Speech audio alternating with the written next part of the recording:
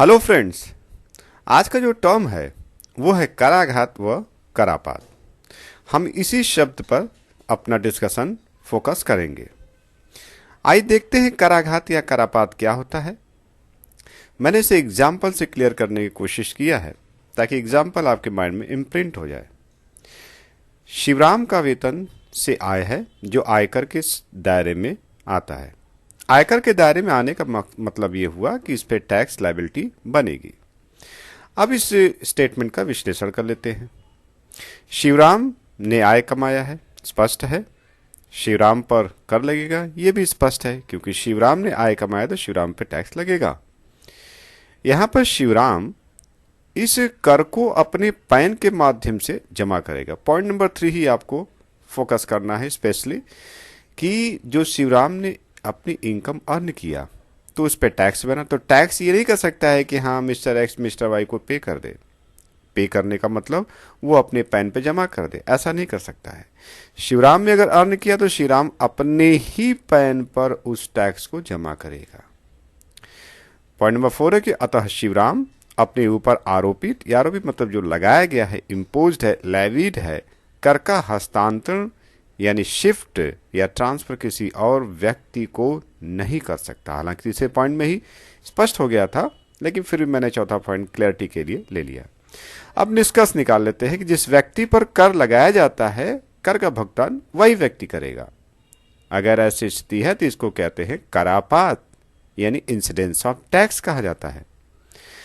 Hope so आपको करापात का आशय समझ में आया होगा।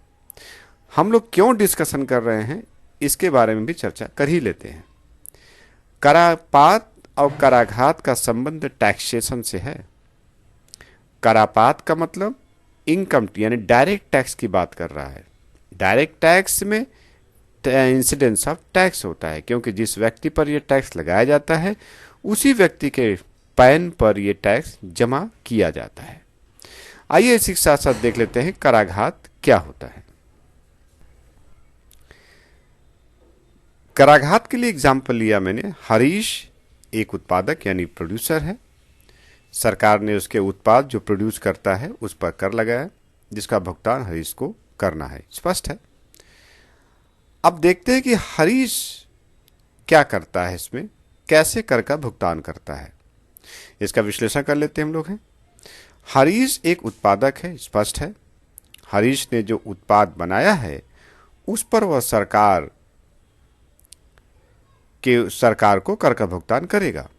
अब प्रश्न यह उठता है, यह प्रश्न मैंने स्पष्ट रूप से आप ही के लिए रखा है।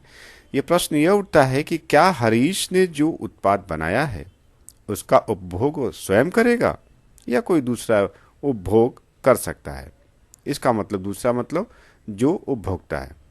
जिसका आंसर स्पष्ट है कि जो प्रोड्यूसर है उसने जो गुड्स प्रोड्यूस किया या जो सर्विस जनरेट किया होगा वो उसका कंजम्पशन या जो उसका उपभोग जो है वो कोई तीसरा व्यक्ति यानी उपभोक्ता ही करेगा।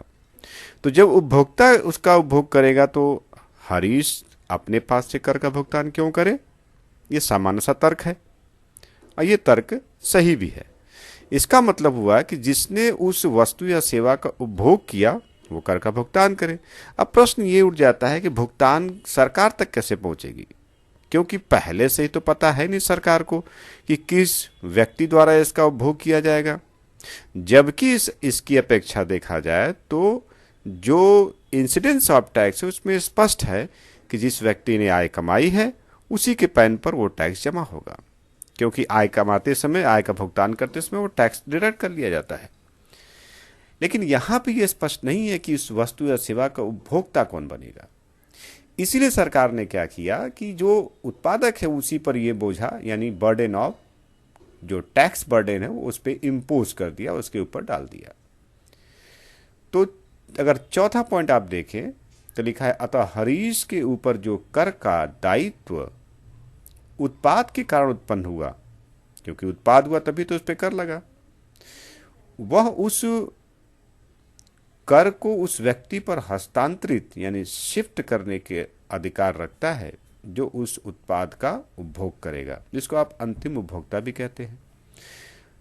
तो इस एग्जाम्पल से मैंने यह स्पष्ट करने की कोशिश किया कि आखिर में इम्पैक्ट ऑफ टैक्स क्या होता है, आइए निष्कर्ष देख लेते हैं कि हरीश जो है प्रोड्यूसर अपने ऊपर आरोपित यानी लेविट किया गया जो टैक्स इम्पोज किया गया था कर को उस उत्पाद के अंतिम उपभोक्ता पर हस्तांतरित करता है। इसी को कराघात कहा जाता है। अब कराघात और करापात का एक निष्कर्ष के रूप में देख लेते हैं। हालांकि हम लोगों ने एग्जाम्पल्स इस पे डिस्कस किया है, एग्जाम्पल्स आपको समझ में आया होगा, आपके माइंड में इम्प्रिंट हुआ होगा कि आखिर में इसका क्या आशय होता है। निष्कर्ष देखते हैं कि कराघात जो है, कराघात के अंतर्गत कर प्रथम बार किसी एक व्यक्ति, अगर एग्जाम्पल की चर्चा करें तो हरीश जो प्रोड्यूसर उस पर लगाया गया, परंतु उस कर का भार यानी जो बर्डन ऑफ टैक्स है किसी दूसरे व्यक्ति पर डाला जाता है, जिसको आप फाइनल कंज्यूमर कहते हैं। ये इनडायरेक्ट टैक्स में होता है कि कर लगता किसी और पर है लेकिन वो वसूल किसी और व्यक्ति से करके जमा करता है। इसका मतलब ये भी निकलता है कि कर जो भुगतान होता है वो उपभोक्ता की जेब से जाता है। तो बीच में जो कर गया वो तो एक दूसरे से कलेक्ट करके केवल ट्रांसफ़र करने का काम करते हैं, मीडिएटर का काम करते हैं। तो इम्पैक्ट ऑफ टैक्स में कंज्यूमर पर इंसिडेंस होता है, टैक्स का भुगतान भी कंज्यूमर करता है, बाकी पर्सन क्या करते हैं कि केवल टैक्स कलेक्ट करके डिपॉजिट करते हैं। जबकि करापात के अंतर्गत जिस व्यक्ति, जैसे एग्जाम्पल में था वहाँ पे शिवराम पर कर लगाया जाता है कर का भुगतान वही व्यक्ति अपने पैन के माध्यम से करता है।